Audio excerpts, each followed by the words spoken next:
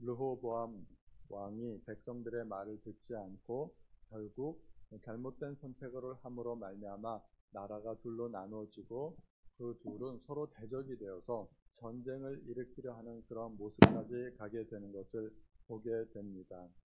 르호보암 왕은 처음에 백성들의 요청을 들었을 때 어떻게 해야 될지 잘 몰랐을 것입니다. 잘 모를 때는 조언을 구하는 것이 마땅하죠. 내가 잘 모를 때는 이 일에 대해서 잘 알고 있는 사람 또는 지혜가 있는 사람에게 조언을 구하는 것이 마땅합니다. 그래서 노인 신하들은 르호보암 왕에게 최선의 지혜를 주었습니다. 이 노인 신하들은 솔로몬 부왕 때부터 솔로몬 왕을 섬기던 신하들이었습니다. 그들은 경험이 많고 또 솔로몬 왕으로부터 하나님의 지혜를 수도 없이 많이 들었을 것입니다. 그들은 솔로몬 왕의 흥망성쇠를 지켜보면서 어떻게 하나님을 섬겨야 하는지도 다 배웠을 것입니다. 우리에게는 이런 분들의 지혜가 절대적으로 필요합니다. 하나님의 역사를 경험한 사람, 하나님의 지혜를 소유한 사람, 또 하나님을 절대적으로 신뢰하는 사람, 그리고 우리를 위해서 지혜를 아낌없이 베풀어 줄 수 있는 사람, 그런 사람들이 바로 우리 옆에 포진해 있어야 됩니다. 그리고 우리는 그런 사람들의 말에 귀를 기울여야 됩니다. 특별히 영적인 조언을 잘 들어야 됩니다. 우리 주변에 늘 기도하고 하나님의 말씀을 묵상하고 성령 충만한 그런 분들이 계시다면 이런 분들의 지혜야말로 하늘의 지혜라 생각하고 우리가 들어야 될 것입니다. 하나님께서는 이스라엘 백성들을 가나안 땅으로 들여보내기 전에 너희가 가나안 땅에 들어가면 선택한 삶을 살아야 된다. 너희의 삶을 선택해야 된다 하고서 두 가지 길을 보여주셨습니다. 생명과 복을 선택할 수도 있고 사망과 저주를 선택할 수도 있다고 하였습니다.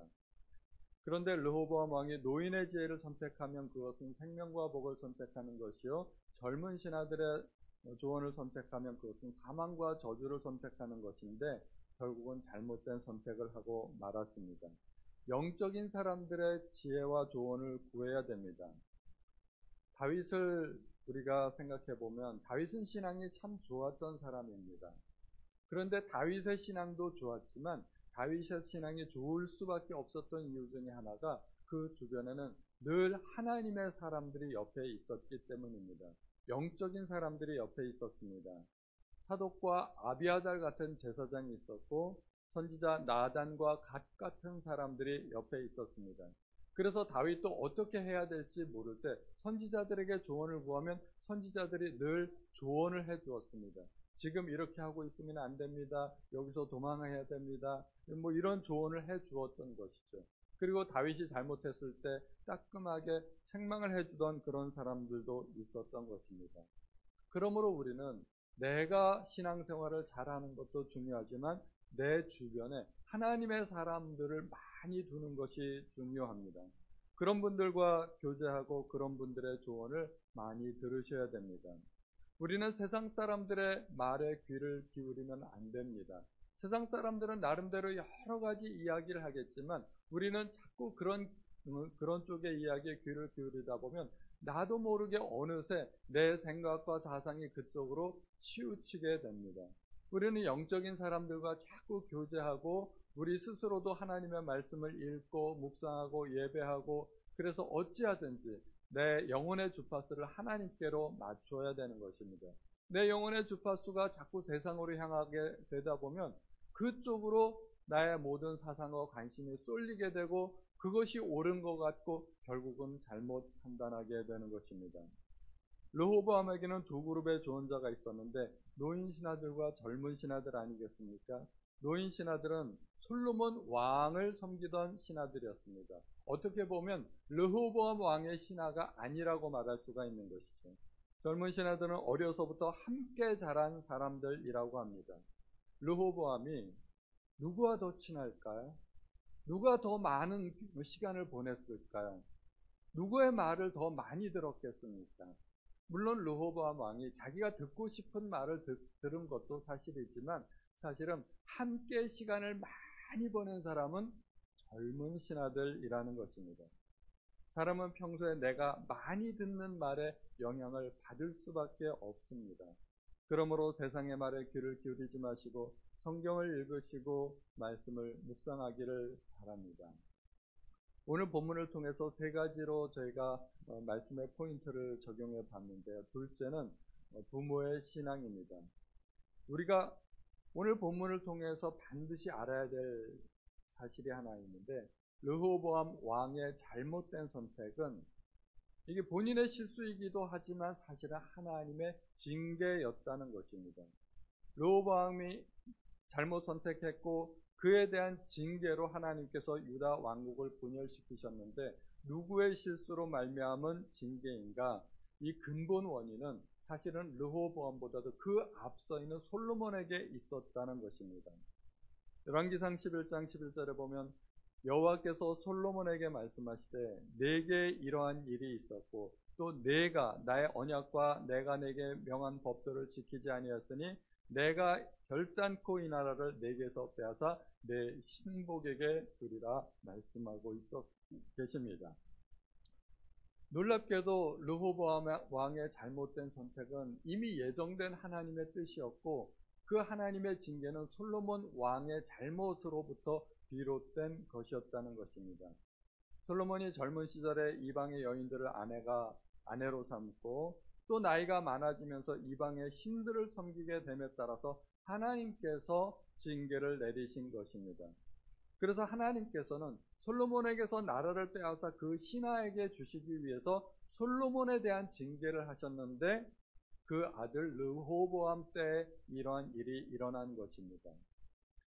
참 이상하지 않습니까? 하나님은 왜 솔로몬에게 직접 징계하지 않으시고 그 아들에게 징계를 내리셨을까요?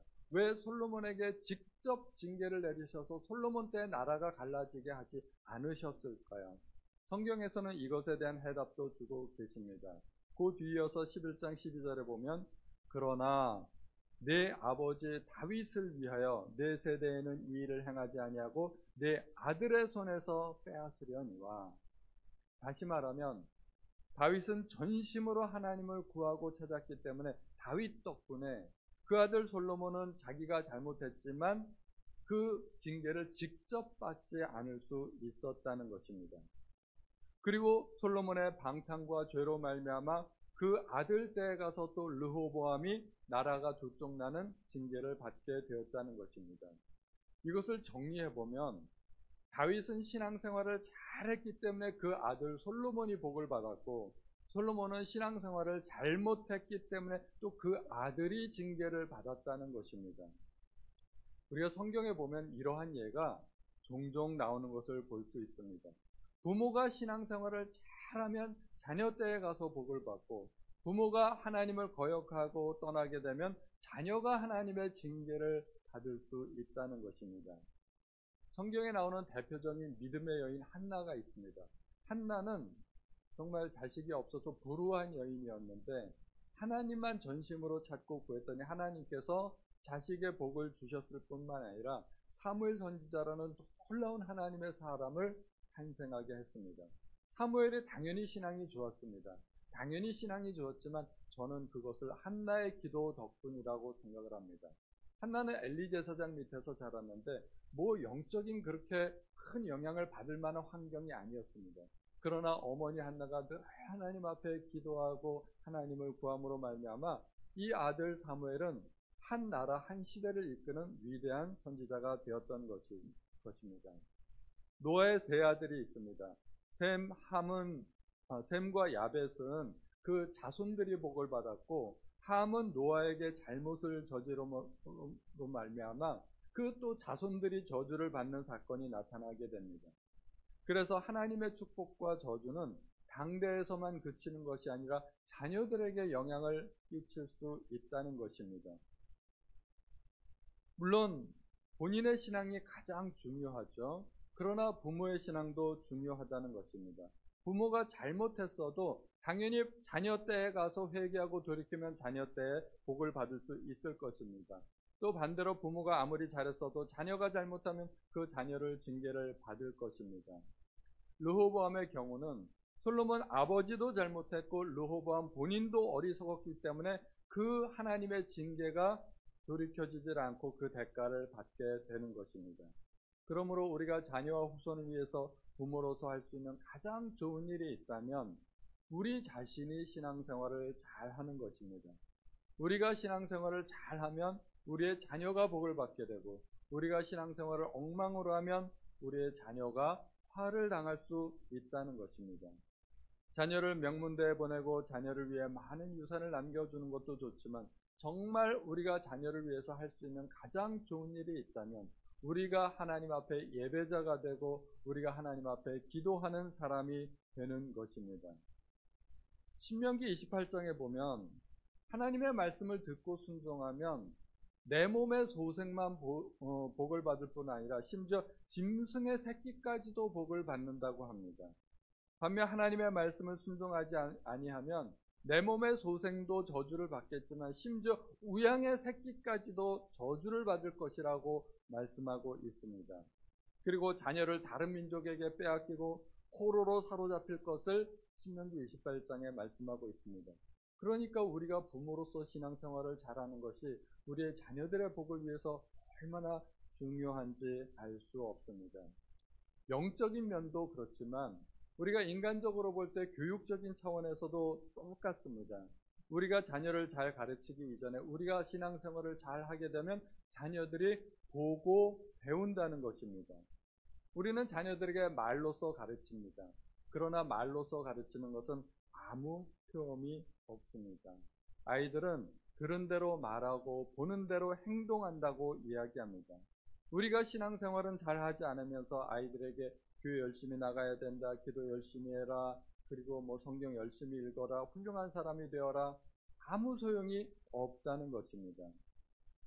자녀들은 부모가 가르치는 대로 자라지 않고 부모가 보여주는 모습을 보면서 자란다는 것입니다. 부모가 행복한 신앙생활을 보여주면 자녀들은 행복하게 자랄 것입니다.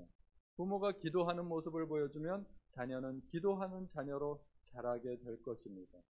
부모가 방탕하면 자녀도 방탕하게 될 것입니다.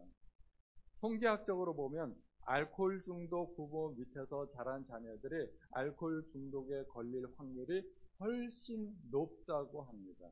유전적인 영향도 있겠지만 그것은 다분히 환경적인 영향일 것입니다. 우리의 자녀들은 우리에게서 좋은 것도 배우고 나쁜 것도 배웁니다. 르호보암 왕은 아마 솔로몬 왕으로부터 나쁜 것을 더 많이 배우지 않았을까 생각합니다. 백성들이 위에 군림하는 모습을 보고 르호보암 왕도 자기도 그렇게 하려고 싶은 그런 욕심이 생긴 것이 아닐까 생각합니다. 자녀의 행복을 위해서 부모가 할 수 있는 가장 좋은 일은 부모가 신앙생활을 잘하는 것이라는 사실을 우리가 명심해야 될 것입니다. 그리고 마지막 세 번째로 또 우리가 알아야 할 것은 하나님의 축복과 저주가 자자손손 이어지기는 하지만 그것은 절대로 영원하거나 변하지 않는 것은 아니라는 것입니다.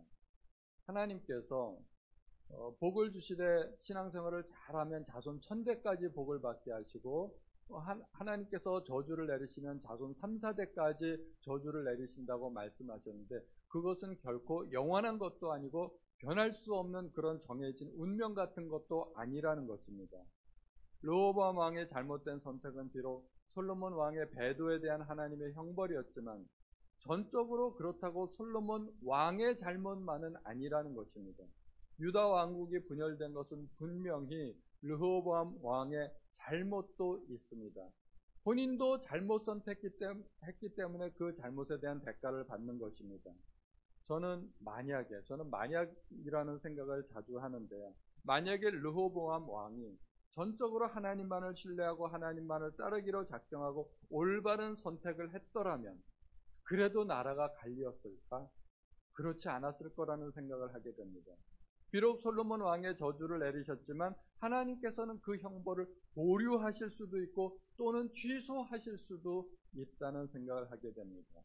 왜냐하면 하나님은 뜻을 돌이키시는 하나님이시기 때문입니다.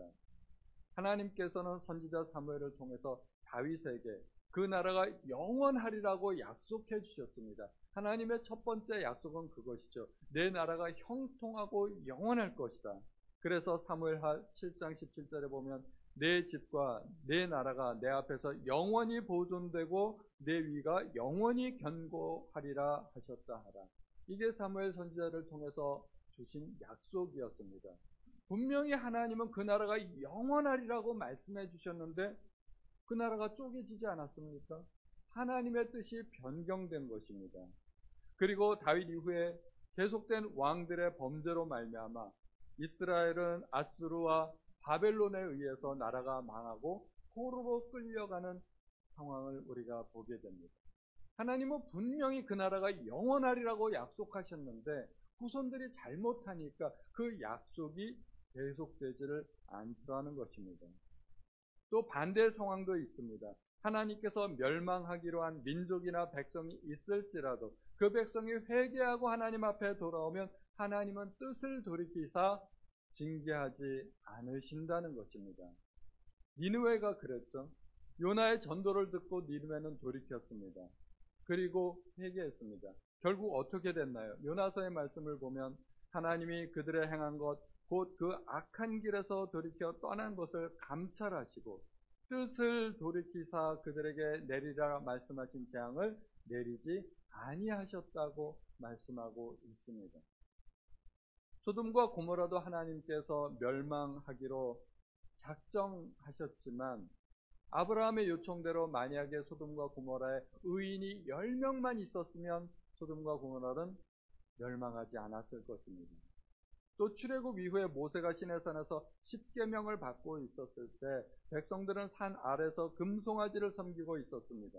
하나님께서 진노하셨습니다. 그리고 그들을 멸하시겠다고 작정하셨습니다. 출애굽기의 말씀을 보면 여호와께서 또 모세에게 이르시되 내가 이 백성을 보니 목이 뻣뻣한 백성이로다. 그런즉 내가 하는 대로 두라. 내가 그들에게 진노하여 그들을 진멸하고 너를 큰 나라가 되게 하리라. 그들을 진멸하시겠다고 하나님의 뜻을 분명히 밝히셨습니다. 이 말을 듣고 모세가 굉장히 다급해졌습니다. 그리고 하나님 앞에 중재합니다. 하나님 그렇게 하시면 안 됩니다. 하나님께서 이 백성을 멸하시면 이방 백성들이 뭐라고 말을 하겠습니까? 하나님을 욕하고 조롱하지 않겠습니까? 그 모세의 간절한 중보기도에 따라서 결국은 하나님께서 뜻을 돌이키십니다. 출애굽기 32장에 계속되는 말씀을 보면 여호와께서 뜻을 돌이키사 말씀하신 화를 그 백성에게 내리지 아니하시니라. 이것이 우리에게 얼마나 큰 희망이 되고 소망이 되고 위로가 되는지 알 수 없습니다. 하나님은 뜻을 돌이키시는 하나님이십니다. 그래서 예레미야 말씀을 계속해서 보면 만일 나의 말한 그 민족이 악에서 돌이키면 내가 그에게 내리기로 생각하였던 재앙에 대하여 뜻을 돌이키겠고 또 그런즉 너희는 너희 길과 행위를 고치고 너희 하나님 여호와의 목소리를 청종하라. 그리하면 여호와께서 너희에게 선고하신 재앙에 대하여 뜻을 돌이키시리라. 하나님께서 뜻을 돌이키실 수 있기 때문에 빨리 회개하고 돌이키라는 말입니다. 누가 잘못하지 않는 사람이 있고 누가 죄짓지 않는 사람이 있겠습니까? 늘 말씀드리지만 다윗은 정말 나쁜 사람입니다. 인간적으로 보면 사울보다 훨씬 더 악한 사람입니다. 그런데 사울은 버림을 받았고 다윗은 하나님께 택함 받았습니다. 왜 그랬을까요? 사울은 돌이키지 않았고 다윗은 돌이켰기 때문입니다. 그러므로 과거에 아무리 큰 잘못이 있고 실수를 했다 하더라도 지금 돌이키면 하나님께서도 돌이키십니다. 그리고 용서해 주실 것입니다.